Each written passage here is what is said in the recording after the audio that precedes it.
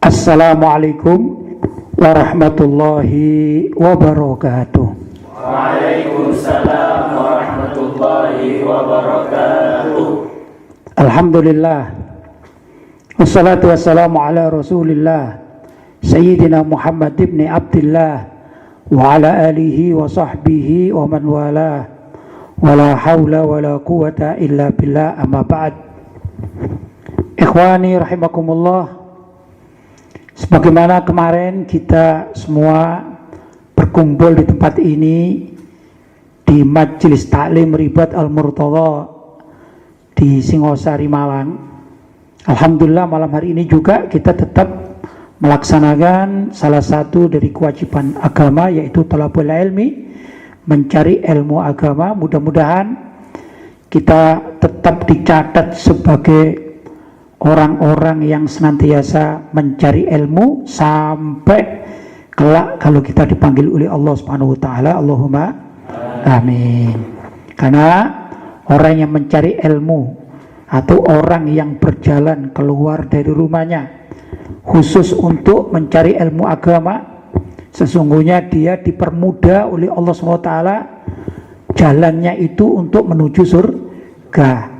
Karena itu kita bermohon mudah-mudahan jalan kita menuju surga ini benar-benar jalan yang lurus, jalan yang dipermudah oleh Allah Subhanahu wa taala sampai kapanpun, bahkan sampai kita dipanggil oleh Allah Subhanahu wa taala, mudah-mudahan tidak terhapus sebagai thalibul ilmi, yaitu orang yang mencari ilmu, maksudnya ilmu syariat.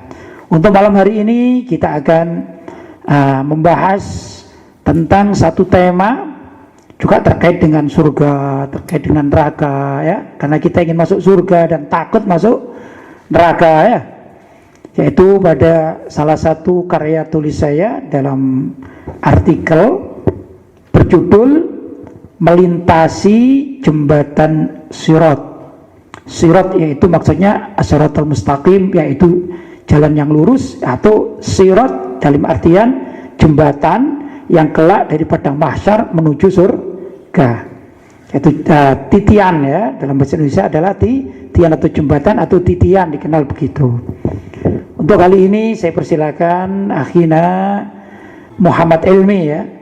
Ini santri dari Kalimantan Selatan, ya. Dari daerah mana ini? Sampanahan. Oh, luar biasa, jauh juga, ya. Dari Banjarmasin. Masih berapa lama ini perjalanannya ke rumah ini? 8 jam, luar biasa. Alhamdulillah. Sekarang kita persilakan untuk membaca, mudah-mudahan dapat menggugah jiwa kita untuk senantiasa rindu kepada Allah dan rindu kepada junjungan kita Nabi besar Muhammad SAW, serta kita mohon mudah-mudahan Allah berkenan untuk membimbing kehidupan kita sampai selamat tatkala melewati as-sirat, yaitu titian di akhirat nanti. Saya persilakan, ya akhi. Bismillahirrahmanirrahim. Alhamdulillahi rabbil alamin. Wassalatu wassalamu ala ashrafil anbiya'i wal mursalin, Sayyidina wa maulana Muhammadin wa ala alihi wa sahbihi ajma'in, amma ba'd. Melintasi Jembatan Sirat, karya Kiai Haji Lutfi Basari. Sayyidina Abu Sa'id Al-Khudri radhiyallahu an menceritakan bahwa ada sahabat yang bertanya, "Wahai Rasulullah, seperti apakah jembatan itu?" Nabi Muhammad SAW menerangkan, "Sangat licin, padanya terdapat pengait-pengait dan terdapat pula pohon berduri seperti pohon di Najd yang dikenal dengan nama Sa'dan." Hadis riwayat Al-Bukhari, Muslim dan At-Tirmidzi. Ya, sebagaimana tadi kita akan sedikit mengupas terkait dengan sirat atau jembatan yang kelak akan dilalui oleh setiap orang mulai sejak zaman Nabi Adam sampai hari kiamat nanti. Apapun statusnya itu pasti akan melewati sirat atau jembatan titian di padang mahsyar nanti, ya. Sebagaimana ini salah seorang sahabat bertanya kepada Nabi Muhammad SAW, seperti apa jembatan itu, gitu. Maka Nabi menjawab, oh, itu jembatan sangat licin. Artinya kalau sangat licin, ya banyak orang tergelincir, ya. banyak orang tergelincir karena sangat licin. Terdapat pengait-pengait, pengait itu seperti tali-tali itu ya. Ya, kita tidak bisa membayangkan bagaimana karena kita belum tahu, tapi yang namanya jembatan ya. Kalau di Jawa Timur ini, mungkin ini dari kawan-kawan kita para santri dari Kalimantan yang mungkin pernah melihat di televisi atau mungkin pernah dengan keluarganya lewat gitu ya, di Surabaya itu ada namanya jembatan Suramadu ya, itu juga dari Kalimantan, itu dari Jakarta ya, ada kan, pernah dengar ya. Lah itu antara tepi gitu ya, antara tepi pantai yang ada di Surabaya namanya Kenjeran sama tepi yang ada di Madura yang namanya Kamal. Nah itu kan ada apa, ikatan-ikatan, tali-tali, walaupun talinya dari besi tapi terlihat tali-tali semacam itu kurang lebih ya, ada gambarannya. Tentu jauh berbeda dengan Suramadu, tapi itu yang namanya gambaran sirot ya, atau apa tadi, titian. Jadi di sana ada pengait-pengait dan terdapat juga pohon berduri. Nah, pohon berduri di sekelilingnya itu ya luar biasa, ini sudah licin ya, ada pohon yang berduri yang setiap saat kalau orang terpeleset bisa terkena durinya ya, robek kan begitu ya. Nah, kemudian seperti katanya seperti pohon di Najd yang namanya Sa'dan, yaitu pohon berduri ada. Kalau dikatakan Najd itu satu wilayah ya, wilayah di sekarang namanya Saudi ya, Arab itu dulu ada namanya Najd, ada namanya Hijaz ya. Saya gambarkan karena saya ini orang Jawa Timur ya, maka saya katakan ibaratnya ya, ibarat kalau di Malang ini saya katakan Hijaz, wilayah-wilayah Malang, ini kan Jawa Timur gitu ya. Misalnya saya katakan wilayah Malang itu apa, Hijaz, terdiri dari apa saja sih yang dekat? Misalnya Malang, Pasuruan, ya dah. Nah, begitu. Nah, terus Sidoarjo, mungkin Surabaya sendiri, ya dah. Ini istilah saya katakan seperti wilayah Hijaz. Jelas. Sedangkan yang namanya Najd ini walaupun sama di Jawa Timurnya, tapi wilayah timur seperti Bali, maaf, salah, seperti Banyuwangi, ya dah. Itu wilayah tapal kuda. Ya, ini yang diberi nama apa? Najd, jadi jauh. Nah, kalau sekarang gambaran yang namanya Hijaz, yang saya tahu itu antara lain ada Mekah, ada Madinah, ada Jeddah, ada Taif, ada Hada ya. Nah, sedangkan yang namanya Najd, tadi Hijaz ya, yang namanya Najd itu ada Riyadh, pernah dengar Riyadh kan ya? Ada Riyadh, nah, terus ada Ahsa dan lain sebagainya. Itu jauh sekali, dekat-dekat Riyadh sana, dekat-dekat, jadi jauh dari Mekah. Nah, kalau tidak salah 1000 kilo kalau tidak salah, seingat saya ya. Dulu saya pernah dengar ketika saya berada di Saudi. Tapi kurang lebih begitulah yang namanya apa, Najd. Lah di Najd ini ada satu jenis pohon namanya Sa'dan yang itu berduri. Ya. Nah, yang biasanya begini, pohon-pohon yang berduri itu justru di Arab sana menjadi makanannya onta. Ya luar biasa, makanannya onta. Onta itu suka dengan pohon atau cabang-cabang yang berduri.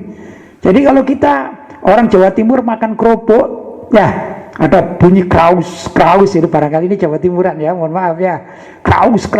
Onta pun begitu, makan apa namanya, pohon-pohon berduri itu dengan bunyi kraus itu, seperti makan kerupuk kalau kita ini. Nah, itulah makanan onta ya. Lah di sana ada namanya satu tanaman yang namanya Sa'dan. Nah, ini pohonnya berduri. Seperti itu. Bagaimana kalau ada orang tergelincir? Ya bisa tersangkut. Kalau tersangkut, wah ini durinya banyak, ya dah. Naudzubillah min dzalik. Silakan. Setipis apapun bentuk jembatan sirat itu, saat kehidupan di padang mahsyar telah bergolak-gelak, maka bagi orang yang diridai oleh Allah dalam segala urusannya akan menjadi lapang tatkala melintasinya dengan pertolongan Allah. Sebaliknya, bagi kalangan yang dimurkai oleh Allah, maka sebesar apapun bentuk jembatan sirat itu akan terperosok saat melintasinya. Apalagi hakikat jembatan sirat itu sangat licin. Ya, jadi begini, orang yang beriman kepada Allah SWT, orang yang diridhoi oleh Allah SWT, orang yang dicintai oleh Allah SWT, maka dikatakan sekecil apapun jembatan itu ya, bahkan ada yang menggambarkan bahwa kecilnya jembatan itu, ada yang menggambarkan ini kita punya rambut, ya dah. Kemudian rambut itu dibelah menjadi 7. Nah, ini saking kecilnya, ya. Nah, itu licin lagi. Sudah licin, di bawahnya ini ada neraka yang panas lagi. Ya, luar biasa. Tapi bagi orang yang beriman, yang diridhoi oleh Allah SWT, dicintai oleh Allah SWT, dirindukan oleh Nabi Muhammad SAW, termasuk para pelajar ilmu agama, talibul ilm, ya dah, itu akan menjadi lapang itu. Kalau dulu waktu saya masih SD ya, ada salah satu guru saya itu menerangkan, dan itu lekat. Biasanya pelajaran bagi anak-anak sekolah dasar, madrasah itu kan lekat ya. Kata guru saya dulu begini, kalau kamu jadi orang beriman, walaupun ini jembatan ini seperti rambut dibelah 7, maka kamu bisa loncat-loncat di sana itu sampai ke surga, loncat-loncat ya. Ya, asyik gitu ya. Kenapa? Karena engkau sudah diselamatkan oleh Allah Subhanahu wa taala. Ini ada 4 orang di sini ya. Ini namanya siapa?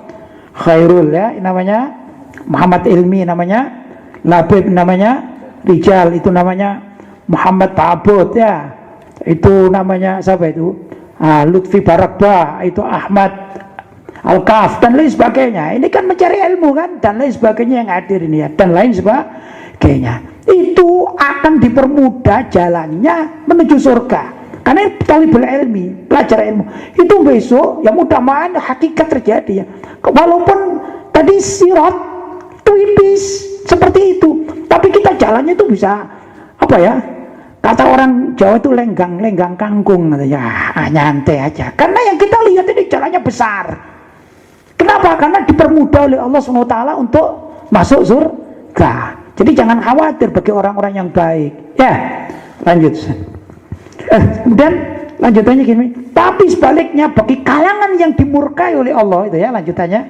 Orang yang dimurkai oleh Allah, ya, tidak pernah istighfar, tidak pernah ibadah, tidak mencari ilmu, walhasil yang dicari dunia sampai Allah murka.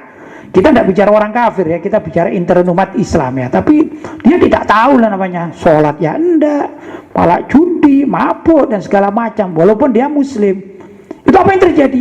Andai kata sirat ini dibuat besar misalnya ya, seperti jalan tol itu, tapi licin. Masalahnya licin. Jadi walaupun jalannya besar, tapi kalau licin dan ini orang yang tidak ditolong oleh Allah SWT, maka apa yang terjadi? Dia akan terpeleset ya ke samping kanan, samping kiri. Yang di situ itu ada pohon-pohon yang sangat berduri dan sangat menakutkan. Apalagi di bawahnya ini adalah api neraka yang menyala-nyala. Itu demikian gambarannya. Jelas ya? Baik, silakan. Sebagaimana Sayyidina Abu Sa'id Al-Khudri radhiyallahu an mengabarkan bahwa Nabi Muhammad SAW bersabda, cara yang dilakukan orang-orang dalam melintasi jembatan sirat bermacam-macam. A.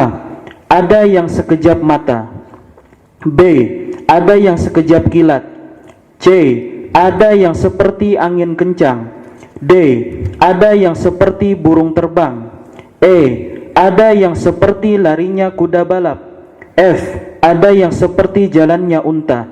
Hadis riwayat Al-Bukhari, Muslim, dan At-Tirmidzi. Ya, ini keterangan bagi orang Islam, bagi orang yang beriman, bagi orang yang baik. Ya dah, itu pun bertingkat-tingkat. Orang masuk surga itu caranya bertingkat-tingkat. Walaupun di situ dikatakan apa? Sirat ada jembatan titian yang sangat tipis dan licin. Tapi bagi orang yang beriman kepada Allah, orang yang banyak pahalanya, suka mengumpulkan pundi-pundi pahala, ya dah, bersedekah, walhasil dia memang ya ahli iman, orang-orang soleh kan gitu ya.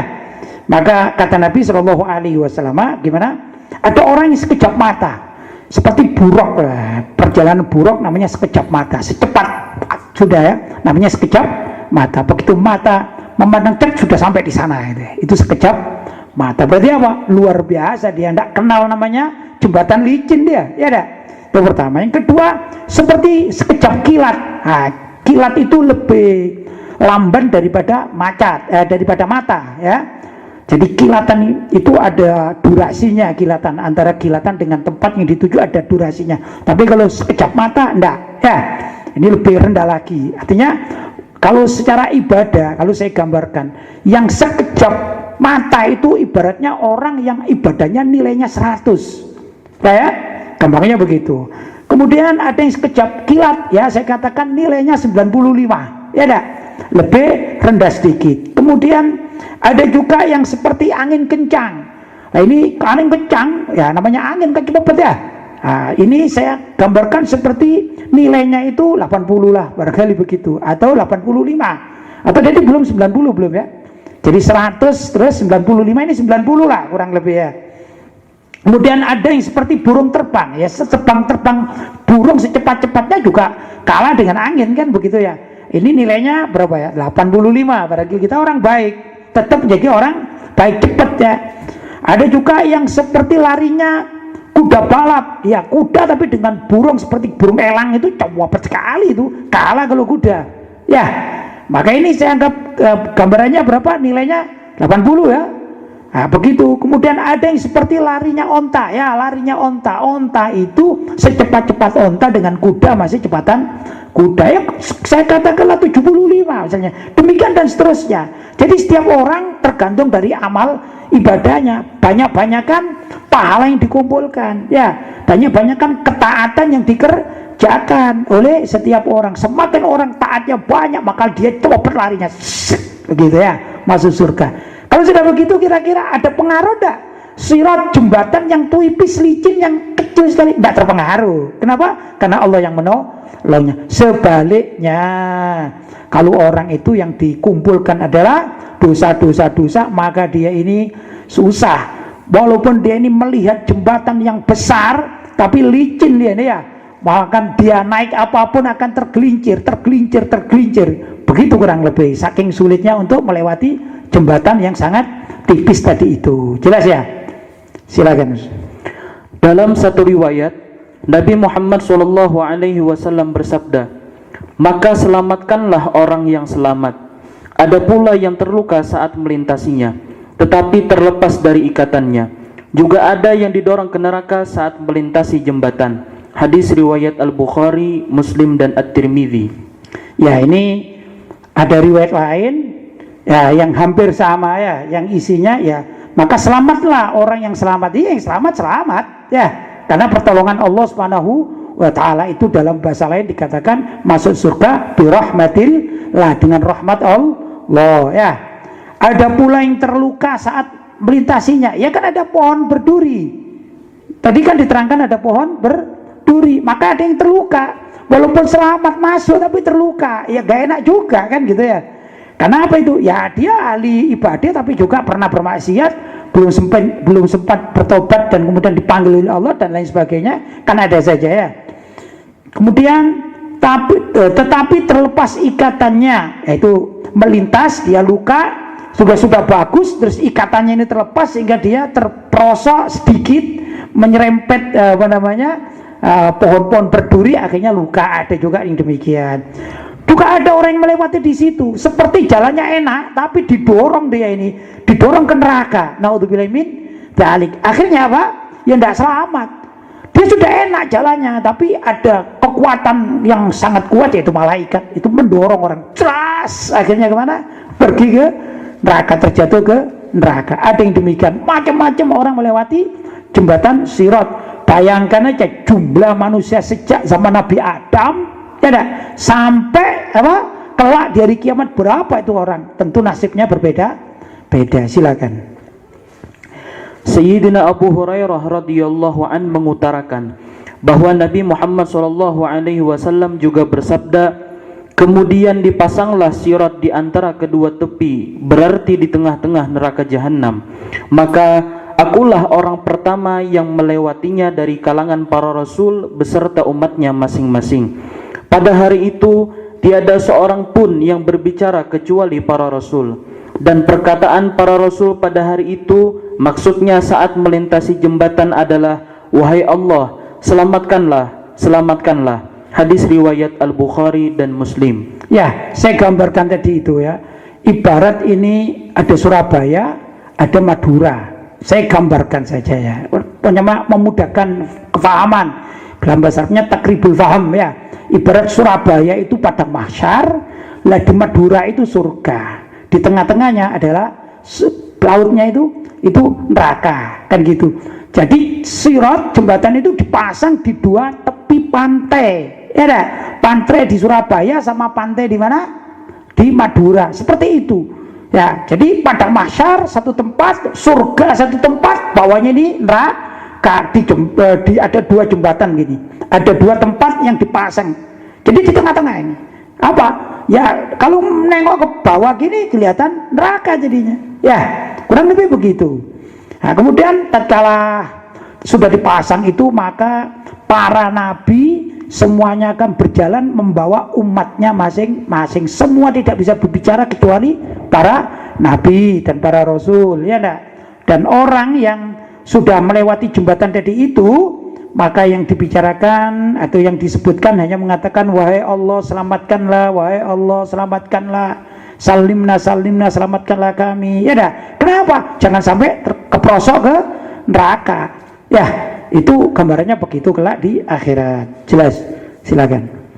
Dalam riwayat lain, Sayyidina Al-Mughirah bin Syu'ban radhiyallahu an menerangkan bahwa Nabi Muhammad SAW bersabda, pertanda orang mukmin di atas sirat adalah ucapannya, wahai Tuhanku, selamatkanlah, selamatkanlah. Hadis riwayat At-Tirmidzi. Ya, yang mengucapkan wahai Tuhanku, wahai Allah, selamatkanlah, selamatkanlah, itu pasti orang beriman.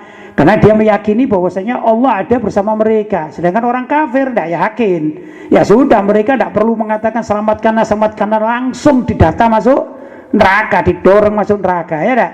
Nah, orang masuk neraka kan ada dua macam. Yang kafir itu pasti masuk neraka, tidak perlu didata sudah masuk neraka. Tapi yang beriman atau orang Islam itu ada dua macam, kan ya. Ada yang orang itu masuk surga biwai hisab, tanpa hisab langsung masuk surga, artinya selamat dari neraka. Tapi ada juga yang karena maksiatnya lebih besar timbangannya daripada amal ibadahnya, dia terjerumus dulu atau dimasukkan dulu ke neraka untuk beberapa saat. Lah inilah yang didorong. Sebenarnya enak jalannya. Ya Tuhan, wahai Allah selamatkanlah, selamatkanlah. Hampir selamat gitu ya. Ternyata didorong oleh malaikat. Walaupun nantinya dikeluarkan dari neraka untuk dikembalikan ke jalan yang benar menuju surga. Itu begitu. Tapi yang kafir ya langsung sudah masuk neraka, naudzubillah min dzalik. Lanjut. Di antara kondisi orang-orang yang akan melintasi jembatan sirat itu, ada kalangan yang keadaannya sebagaimana diberitakan oleh Nabi Muhammad SAW. Sebagaimana dalam riwayat Sayyidina Anas bin Malik, beliau SAW bersabda, bahwa kelak juga ada anak Adam, seseorang yang sedang diadili di padang mahsyar seakan-akan seperti anak kambing yang masih kecil. Kemudian Allah Subhanahu wa taala berfirman kepadanya, aku telah memberimu pelayan dan melimpahkan nikmatku kepadamu. Lalu apakah yang telah engkau perbuat? Lanjut. Wahai Tuhanku, aku telah mengumpulkan dan mengembangkannya sehingga kutinggalkan dalam keadaan bertambah banyak. Jawab anak Adam itu. Ya itu dulu ya. Jadi kelak ada gambaran orang anak Adam, maksudnya seorang ya. Itu diajak dialog, ditanya. Dulu waktu kamu di dunia, aku beri pelayanan, aku beri kenikmatan-kenikmatan, ya dah. Maksudnya harta, khususnya harta ini ya. Terus kamu apakan itu harta? Ternyata dia tidak bisa berbohong. Dia mengatakan, ya harta itu aku biarkan dan aku kembangkan, terus berkembang. Kalau dilanjutkan, apakah kamu sedekah? Enggak, aku simpen aja itu uang, yang itu kan kerjaanku, ya dah. Aku kan berhak. Uang itu kerjaanku, urusan orang lain ya biarin aja cari uang sendiri. Kok enak kan gitu ya? Ngapain aku harus bersedekah kepada orang lain? Kasarnya begitu lah kurang lebih gambarannya. Lanjut.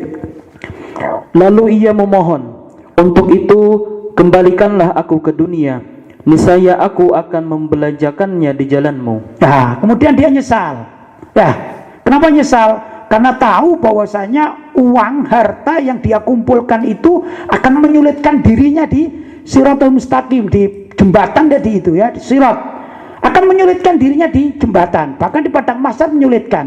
Sampai orang ini mengatakan, ya Allah kalau boleh kembalikan aku walaupun sejenak ke dunia ini agar aku bisa membelanjakan harta yang aku kumpulkan ini untuk sesuatu di jalan Allah fisabilillah. Misalnya untuk bangun masjid, bangun pesantren, ya, memberi santunan kepada fukara dan masakin. Pokoknya apa-apa di jalan Allah, atau juga membiayai peperangan di dalam Islam, kegiatan-kegiatan. Kenapa? Dia nyesel, sudah terlanjur mengumpulkan uang, nggak diapa-apain, dia mati, maka dia dipertanyakan besok. Lanjut.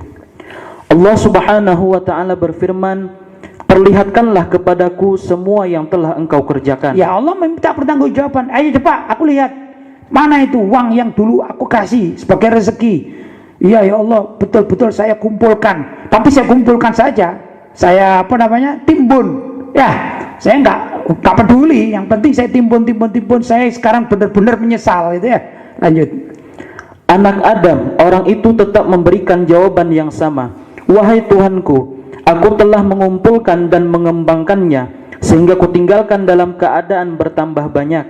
Untuk itu, kembalikan aku ke dunia. Niscaya aku akan membelanjakannya di jalanmu." Ya, sebenarnya itu dia tetap iya betul. Kalau orang sekarang mengatakan sumpah gitu katanya ya. Orang sekarang kan suka begitu, sumpah gitu. Sumpah Allah, saya itu mengumpulkan betul-betul kok itu. Cuman tidak saya belanjakan di jalan Engkau ya Allah. Untuk apa? Ya aku makan, aku nikmati, aku belikan rumah yang banyak, dan rumah aku tempati sendiri dengan keluargaku. Aku punya mobil juga macam-macam. Ada Alphard, ada Pajero, ada apa saja ya. Semuanya untuk siapa itu? Ya untuk aku sendiri, aku yang cari kerja kok. Ya. Terus kamu tidak pernah sedekah pada apa? Enggak, kan aku sendiri yang kerja. Itu memang. Jadi bagaimana? Ya Allah, kalau engkau perkenankan aku, baru sekarang aku ngerti ya Allah. Ya, aku mohon ya Allah, kembalikan aku ke dunia. Sudah 5 jam saja. Kalau udah 5 jam saja, andai kata aku kembali ke dunia, maka semua hartaku aku kasihkan masjid. Semua hartaku aku kasihkan tempat ibadah. Mau bikin pesantren, mau masjid, atau juga jalan fisabilillah, peperangan fisabilillah akan aku sampaikan, salurkan semua. Kalau ada fukara dan masakin ini yang aku lihat di mana saja, maka dalam 5 jam itu akan aku beri semuanya, sehingga aku udah punya harta. Kenapa? Ternyata hartaku ini walaupun halal cara mencarinya, tapi aku tidak pernah sedekah. Apa yang terjadi? Jadi masalah tersendiri. Naudzubillah min dzalik. Karena itu kita boleh mengumpulkan harta, itu boleh ya, sesuai dengan syariat, asalkan itu. Tapi jangan lupa menyalurkan di jalan Allah agar tidak merintangi jalan kita di sirat nanti. Jelas ya? Silakan. Ternyata dia adalah seorang hamba yang belum pernah berbuat kebaikan sekalipun. Lalu dia diseret ke dalam neraka. Na'udzubillah min dzalik.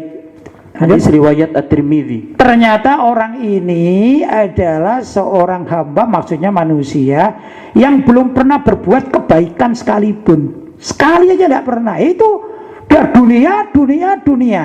Ya, harta, kebaikan enggak. Bahkan ibadah juga enggak. Walhasil urusannya cuman dunia saja, jabatan. Ya, urusannya begitu. Dia tidak pernah berbuat baik. Akhirnya jadilah masalah di mana jembatan antara padang mahsyar sampai ke surga, dia di tengah-tengah. Kemudian apa yang terjadi? Dia didorong, termasuk orang yang terjerumus ke dalam neraka, jatuh ke dalam neraka. Naudzubillah min dzalik. Ya, itu kalau tanya itu orang kafir atau orang muslim. Kalau orang kafir nggak usah dibahas, ya dah. Tapi masalahnya ini orang muslim. Nah ini kadang-kadang orang yang Islamnya cuma KTP-nya saja. Ya, naudzubillah min dzalik. Dia Islamnya KTP tapi tidak pernah berbuat untuk Islam sama sekali, ibadah juga enggak. Pokoknya dia urusannya kerja, makan perut ya. Apa saja tidur, pokoknya menikmati keduniaan itu. Dia waktunya sholat tidak mau sholat, zakat tidak mau zakat, sedekah juga tidak pernah. Apalagi ya mau waktunya haji tidak mau haji walaupun dia mampu. Pokoknya semua amalan ibadah dia tidak pernah mengerjakan. Itulah yang terjadi. Jelas ya? Ya ikhwan, alhamdulillah, mudah-mudahan kita semua yang hadir di tempat ini ya, dan juga semua pemirsa yang mendengarkan pengajian ini, mudah-mudahan kita dijadikan orang yang kelak tatkala di padang mahsyar menuju surga, dijadikan orang yang mudah jalannya melewati titian atau sirat, sehingga kita selamat dari sengatan api neraka, dan kita dituntun oleh baginda Nabi Muhammad SAW masuk surga ya sampai di sana bisa bersilaturahim dengan semua saudara-saudara kita semua muslim, khususnya berjumpa dengan Nabi Muhammad SAW, dan yang paling utama bisa ru'yatullah, melihat Allah di surga. Allahumma amin. Saya kira pengajian malam hari ini saya cukupkan sekian, mudah-mudahan ada manfaatnya.